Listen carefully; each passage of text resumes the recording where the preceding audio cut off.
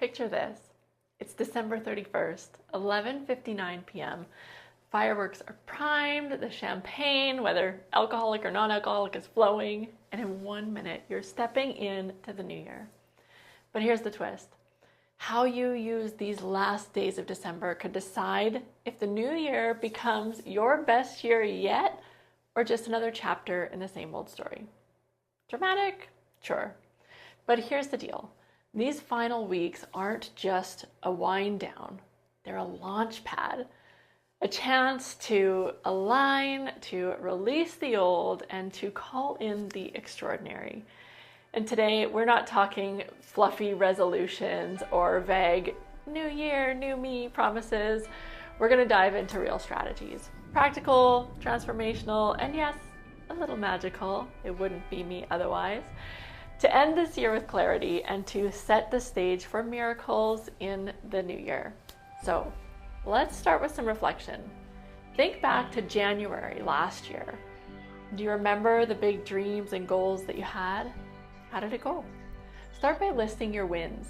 They don't have to be headline worthy. Even just small victories like reconnecting with an old friend or learning something new definitely count.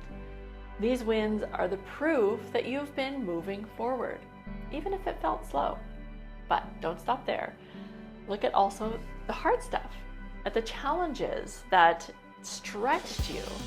Maybe it was a financial hurdle or challenging conversation or a goal that had stayed just out of reach. Instead of labeling these as failures, see them as teachers. What did they reveal about your resilience, your blind spots, or your strength? These lessons aren't baggage, they're gifts, and recognizing them shifts you into a growth mindset. Finally, ask yourself who you've become. Have you grown more patient, more disciplined, or bold? Maybe you've learned to set boundaries or embrace uncertainty with a little more grace.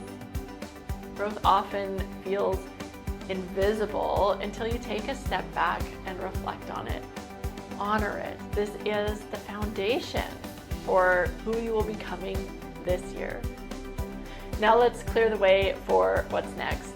Start with your space. Look around. What feels outdated or unnecessary? And start small, like your workspace or your closet or even your phone. Decluttering isn't just physical, it's symbolic. So by letting go of what no longer serves you, you create real space for fresh energy to flow in. And next, turn inward. A cluttered mind is like trying to drive through the fog. You're not going to be going far. So spend a few moments each day grounding yourself, whether it's with deep breaths, or journaling or meditating. These small acts quiet the noise and make room for more clarity, which is going to be so vital moving into this year. And remember that alignment starts with intention. Speaking of alignment, let's talk about your goals.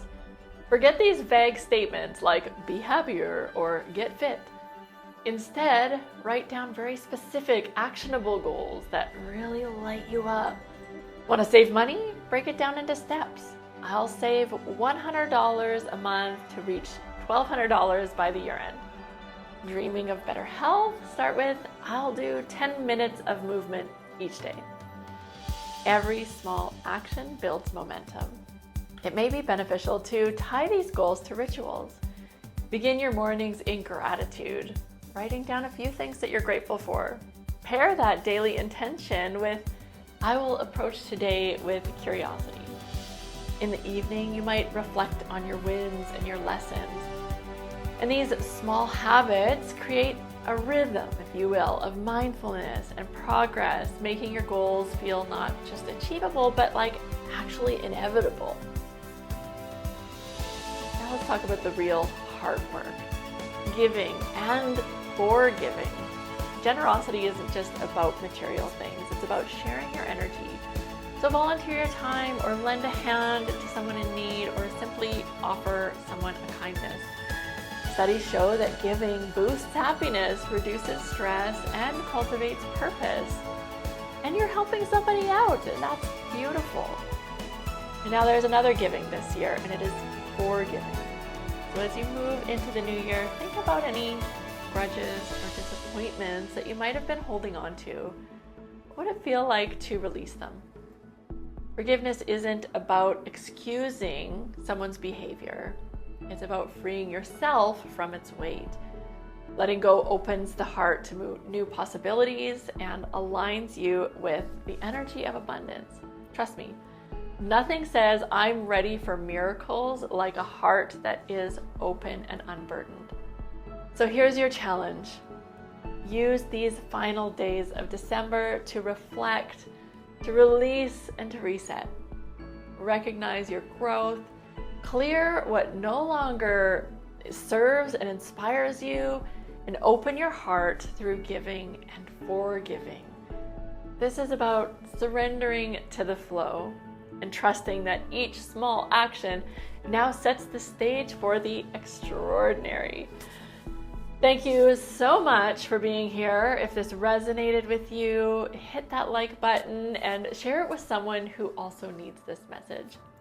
And tell me in the comments, what are you letting go of moving into this year, and what are you calling in? It's so important to inspire one another in this journey. So until next time, here's to your new chapter. Happy holidays and Happy New Year.